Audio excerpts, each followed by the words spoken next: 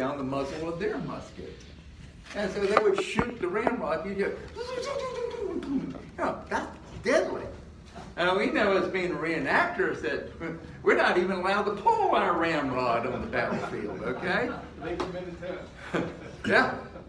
And so the Confederates were upset, so an artillery unit started firing back. Confederate artillery units started firing. This started an entire fight just because some Yankees thought they'd have a good time returning the ramrods. So anyway, we didn't really thank them for it. We sent them messages of love. But anyway, now I'm talking about Potter's division of the 9th Corps. Okay? On June 18th, they started to attack in the morning. They got to where the second line of defense, Confederate second line of defenses were, and found it abandoned. They didn't know whether Confederates had even evacuated Petersburg or not. So they continued forward with skirmishers out front. Well, it wasn't long before they found the third line of defenses. Potter's men got to this ridge and went down this big slope to a railroad cut at the bottom. When they got to this railroad cut, a Confederate fort about a half mile to their right had artillery aimed right down that railroad cut.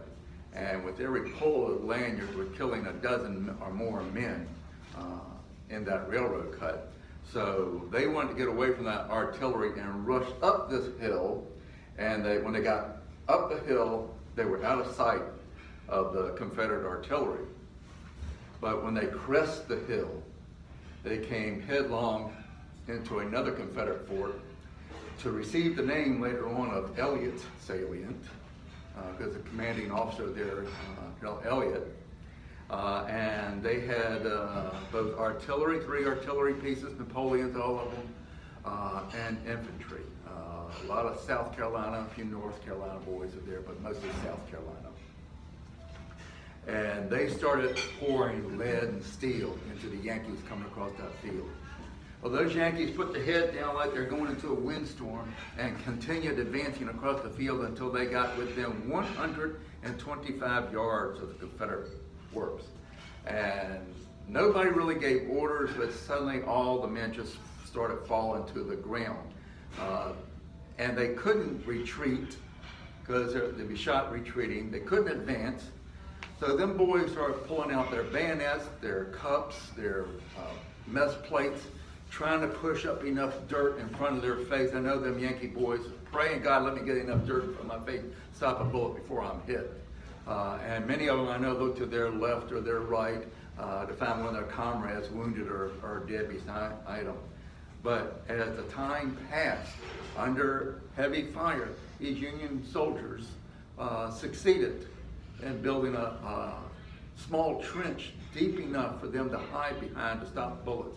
And that is where the Union line formed, the closest to the Confederate lines anywhere. Most places is between a half mile to a mile apart.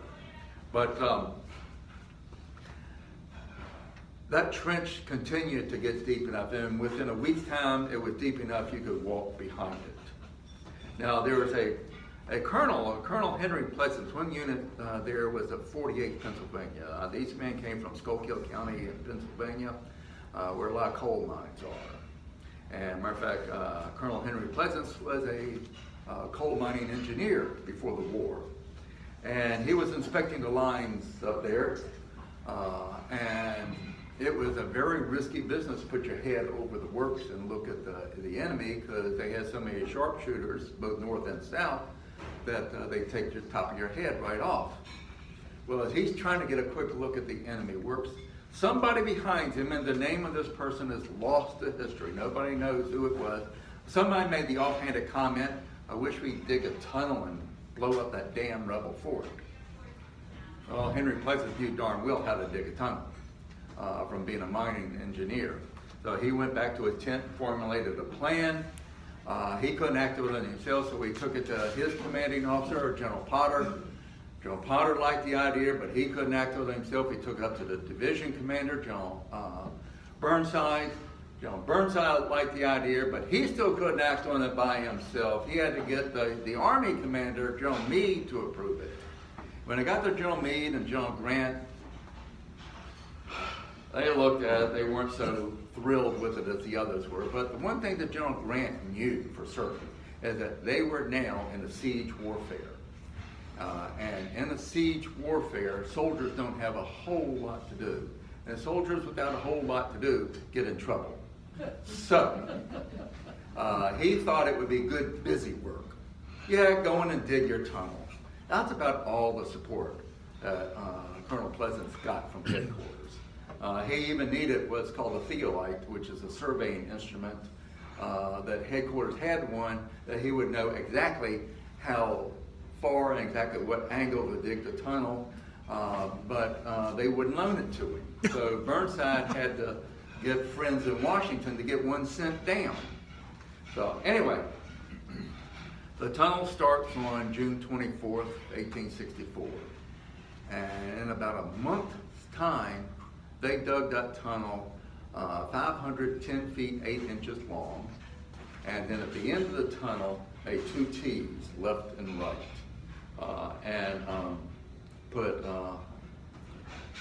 8,000 pounds of black powder, 4 tons of black powder, and in those traverses 40 feet each direction underneath the Confederate lines. Well, prior to that though, the Confederates could hear them digging. They knew they were coming. In fact, there was chatter at nighttime in between the lines. The lines were 125 yards apart, and the rifle pits were even closer. So the soldiers on duty at nighttime were hauling back and forth to each other, talking. Matter of fact, sometimes they would exchange newspapers and tobacco and coffee and whatever.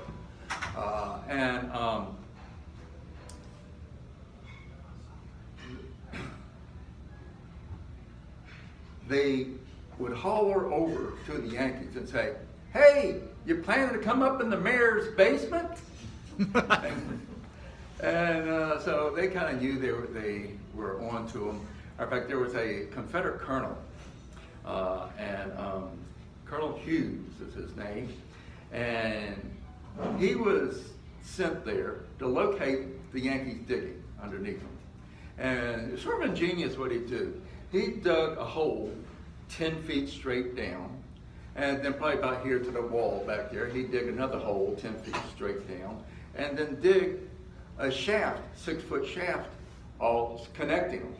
And then every foot, he had the 6-foot hole with an auger, a drill bit on the end of it, and he drilled it down straight as far down as he could get. And his theory was, as if he hit the roof of the mine, it'd fall through. Okay? Well, the problem with that is that the mine, that would take them 10 feet plus another 16 feet. The mine was 30 feet deep. So they weren't even, or they're just barely halfway to it. So now, came the time that the powder was put into the mine and word was sent up the chain of command, the mine is ready to explode. Well, General Grant said, not yet. He said, all the Robert E. Lee's army is still in Petersburg. If we blow a hole in their line, all we'll succeed in doing is capturing a portion of the line. If we can do that, the idea is to take Petersburg. And so he formulated a plan that within the next 3 days, either Richmond or Petersburg would be in federal hands.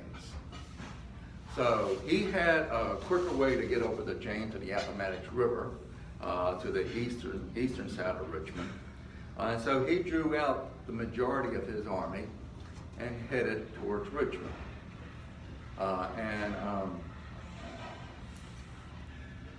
He started fighting at Fort Harrison and other places. Lee was now between a rock and a hard place. He was being told by General Beauregard he could not take his army away from Petersburg because Petersburg would fall. And he's being told by other generals that you can't let Richmond fall. You got to send the army up there to protect Richmond. So what he did is he left 2 divisions in Petersburg, General Bushrod Johnson's and General William Mahone. General Bushrod Johnson's actually occupied the lines there where the crater was. General William Mahone was a couple miles south of there. So they started to attack Richmond. Now, Lee is successful and repels Grant. He can't get into Richmond. So Grant pulls his army back towards Petersburg, and on June 29th, gives the word to explode the mine at 3:30 in the morning on July 30th, not June 20th, July 29th. So I want to go back 3 weeks earlier than this. General Burnside, in his plans of attack, had picked his only full-strength division to lead the assault. These men, he picked them for 2 reasons. One is the other 3 divisions he owned were way down in strength because they'd been so decimated the early parts of the siege of Gettysburg and other battles. And also, they knew going against entrenched Confederates, they learned at Cold Harbor that you're going to get annihilated doing that. So they'd be skittish about attacking Confederate trenches. So this other unit was full strength, and also they had not been in battle. They shouldn't be skittish. Okay, but the other thing is that they were all black, USCTs. But they had been trained for 3 weeks exactly what to do, and to do it in the middle of the night as well. So when the explosion was to happen, they were supposed to go forward. One regiment was to go right, the other left to protect the flanks. The others were supposed to go around this big hole, go to the front, wait for the next division to get in. Then they were to go forward to the high ground, which was Blandford Church today, and Blandford, and it's still Blandford Cemetery then. Then they were going to go in and capture Petersburg. So these black men that had been doing nothing but menial labor, digging trenches, digging latrines, burying all the white dead soldiers, they knew the cost of battle from burying the white soldiers all the time. But they were doing every crap detail that the white soldiers did not want to do. Okay? Talk about equal justice there. But anyway, they were elated they were going to be able to prove their worth, prove they were equal soldiers wearing that blue uniform and go into battle. So they had more to gain than anybody. So now you've got 24 hours before the battle is to start. General Burnside is in a council of war with his 4 division commanders, and General Meade comes to the tent, perhaps on the tent pole, and tells him, you can't use the black troops. You got to let one of the white divisions lead the way. He convinces General Meade to go back and let Grant make the final decision. So Meade goes back to Grant, tells Grant that everything's ready according to my battle plans. Doesn't say a word. He had bald-faced lied to Burnside. So now it is only 12 hours before the battle to start. He's in another council of war with his generals, and he's beside himself, not sure what to do because he hasn't heard anything from headquarters. And his other division commanders tell him, sir, they're not going to change your orders this late in the game. Let's go by your original plan. They say, good, we'll do that. And rap at the tent pole. General Meade is there. So General Meade tells him, you've got to let one of the whites division, and you can't use the black troops. So he is so upset with himself, he cannot figure out which unit to send in first. It should have been General Potter's, his best division commander, but it was not. It was General Ledlie drew the short straw, the alcoholic and drunkard.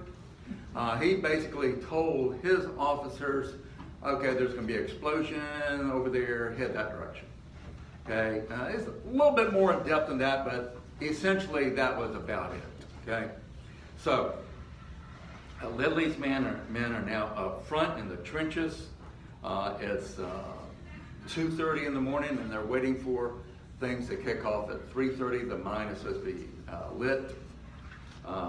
This is another thing headquarters didn't help. They had asked for galvanic fusing, which is basically a wire stretched from one end of the tunnel to the next, where they could set it off with much like a telegraph, send a spark through there and go off instantly. But all they got from headquarters was blasting fuses, and the longest piece was 3 feet long. And they've got more than 500 feet to go. Okay? So, splice after splice after splice, they lit the fuse. It's supposed to go off about 10 or 15 minutes. So, 3:30 comes and goes. 3:45 comes and goes.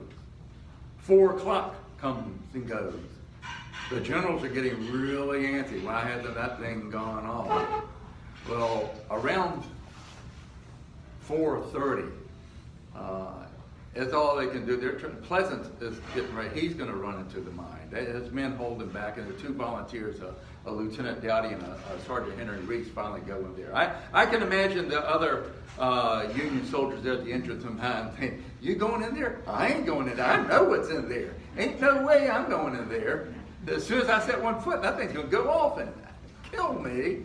So anyway, they went in and they found it was a splice had broken. And so they relit it, come running back out. And about 10 minutes later, the mine went off at 4:44 in the morning. I'll read a short section real quick to you. I want to read to you the description of how the mine blew up. And some of this comes straight from the men that witnessed this. It says, Confederate lines, Elliott Salient, east of Petersburg, July 30th, 4:44 a.m. The artillerymen of Captain Richard Pegram's battery were the first to hear the deep rumble and feel the strange vibrations coming deep from within the earth directly beneath them. They looked to one another for answers. Their uncertainty changed to fear as the noise grew louder and the ground began to rise. Union trenches east of Petersburg. An instant later, Union soldiers felt the tremors and heard the increasing rumbles. Every man within sight of the fort immediately turned. They watched in utter amazement as Elliott's salient, still intact, rose several feet height. The sound grew ominous, and then the fort erupted. A huge solid shaft of flame and smoke built from an enormous rip in the earth. Confederate lines, Elliott salient. Awakened for the last time, the defenders of the salient found themselves rocketing skyward. Transfixed by the spectacle, Union soldiers saw men clearly rising into the heavens, along with large sections of earth, limbers, artillery, torsos, and severed limbs. The entire mass of humanity and debris reached a height of nearly 200 feet, where for a brief moment it all seemed to float, as if waiting for the hand of God to accept the new souls being offered him. Well,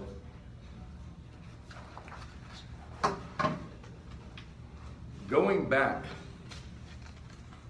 to 3:30 in the morning, when that fuse was lit, in the Confederate trenches, rifle pits up front, members of the 22nd South Carolina were on duty there, a couple of privates. And their first sergeant showed up with their replacement, said, "You boys going back and get some sleep in the fort, I got your replacements here." So they went back, the 2 friends went back into the fort, and they looked for a place to lay down. There was no place at all to lay down they could find. The fort was so crowded with men. Finally, one of them found a place where he could put his back up against the breastworks and bend his knees up to his chest and lay his head on top of his knees and try to fall asleep that way. The other one couldn't find a place at all, went out to the fields behind the fort, knowing that when the sun came up that morning, he would be viewable by Union sharpshooters, and had to get out of there quickly before they shot him. Well, when the mine exploded at 4:44 in the morning, the boy that found a place to put his back against the breastwork was on the outskirts of the explosion, where the dirt had gone up and was raining down. So he is sitting there fending off the dirt as it's raining down on top of him. When it stopped falling, the only thing left outside of the ground was his hands. and they were trying to claw at the dirt to get it away from his face so he could get a life-saving breath. Well, his friend laying in the field comes running back where the explosion had happened, saw these hands, had no idea it was his friend he had just been on picket duty with a few moments before, started to dig him out, and finally gets enough dirt away from his face, he can get this life-saving breath. Well, about this time the Yankees are coming in, and he's telling his friend, get the hell out of here, they're going to take you prisoner. He said, I ain't going nowhere, I'm going to get you out of here. And he continued digging. Yankees came around the rim of the crater, saw him digging his friend out, and they stopped and helped him dig him out. Well, while they're digging to get his friend out, another Yankee coming around the rim heard the scream come out from underneath the ground. What had happened, there was a Captain Lake and his brother, Lieutenant Lake, sleeping side by side. Lieutenant Lake had been blown into the air and came back down directly on top of his brother, and his leg was broken. So that is what a Yankee soldier stepped on. So thank goodness his leg was broken, or they'd have died of suffocation in there. But I can imagine these two brothers in this, buried together with maybe a little space of air between them that they could talk. And saying, what is Mom and Dad going to do losing both of us now at the same time, you know? How sad that must have been. But they dug those brothers out, saved them. Now, the two privates and the captain and the lieutenant were the only survivors of Company B, 22nd South Carolina. But they were captive, so they were considered part as casualties. So Company B, 22nd South Carolina is 100% casualties at the crater. Our Union soldiers start charging in for the crater. Now the Confederates, it takes about 10-15 minutes before they go into the crater, actually, or into the Confederate works. And the Confederates had a little bit of time to start